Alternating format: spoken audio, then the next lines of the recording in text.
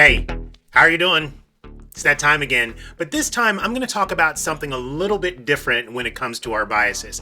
I really want to focus on how you mitigate your bias. Now, before you go, Joe, I don't have any biases. Just let me tell you something. We all have them, okay? You wouldn't have made it this long in life. If you've been a part of any one of my videos or a part of this channel for any amount of time, you know that we all have biases, and they pop up in weird ways. I've actually seen people on TikTok, YouTube, and many other platforms say, I don't have any biases. You're going to get bias-free media. That's a bias. I'm going to tell you something that's bias-free. In whose opinion? Typically my own. So we really do need to work through this and work through this a lot better and really think about what we're saying.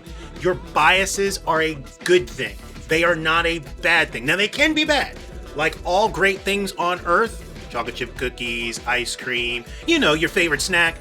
If you get too much of it, if it's out of proportion, it can actually damage things. So the whole reason I even created this channel, the whole reason I even post videos is to help you mitigate your bias. And that requires discernment.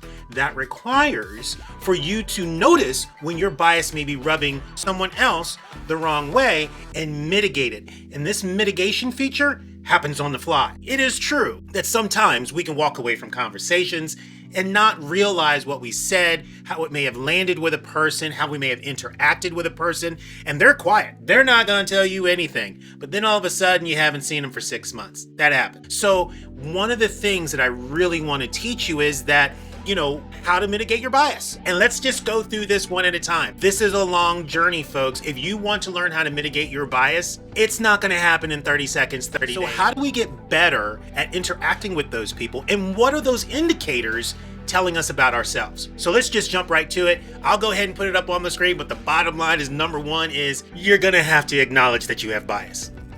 Which is why this is so dangerous when people say, I don't have any, as if they're perfect. They're not. And yes, they do have a bias. The mere fact that they said that they don't have a bias only proves further that they have a bias. So that's point number one. You've got to admit that you have a bias. And with this admission, by the way, I want you to understand, don't try to boil the ocean. Don't try to solve every bias that pops up that you realize that you have. It's okay. It's okay. Focus on one and you'll get better, right? Then maybe after about a couple months, you can focus on another one. Give yourself that amount of time. It's so critical and so important. And I tell people this quite often. Forgive yourself. You're gonna make a lot of mistakes along the way. Forgive yourself. Forgive yourself. Forgive yourself. All right. Number two is ask for feedback. It's usually pretty good to have a partner, a friend, an accountability person in your life that's going to help you mitigate your bias. Ask them how I did at that presentation. Bob was in the room and you know how much I love Bob. But really get them to ask you about your facial expressions, because usually those are the indicators that tell people there's something off. You could begin to sweat. You might, constantly rub your ear. Those tells when you're playing cards. You and I have certain behaviors that we exhibit when our biases are at play. Like we may see or hear a name and our eyes roll, So one of those things is happening. And if you have an accountability partner that's watching you and maybe you're watching them because they're working on a bias too, this gets to be fun if you make it fun. You're mitigating yourself. You're not worried about anybody else or controlling somebody else. That's not what this is about. This is not about making people think the way that I think. This is not about making people do things the way that I do them. This is about you mitigating your bias. So yeah, learning that is critical. So number one, acknowledge that you got them. Number two, get an accountability partner, someone that you can trust. It can be your spouse, partner, just basically someone that you trust, even a colleague. They don't even have to be that close to you, but you're making them your accountability partner.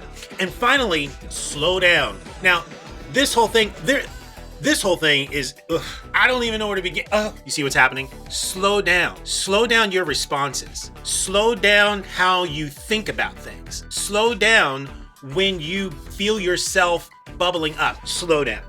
Slow down your decision-making process. You do not have to answer that email immediately. 3 things: acknowledge it, accountability partner, slow down.